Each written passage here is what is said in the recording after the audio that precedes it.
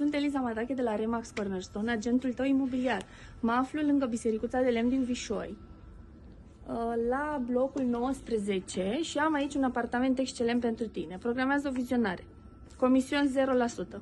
Îți prezint spre vizionare un apartament de 46 de metri pătrați, situat într-o zonă foarte liniștită din Vișoi, lângă Biserica de Lemn. Aici avem un dormitor foarte spațios și luminos. Mai departe îți prezint baia, care este destul de colorată și amuzantă. Venim spre bucătărie.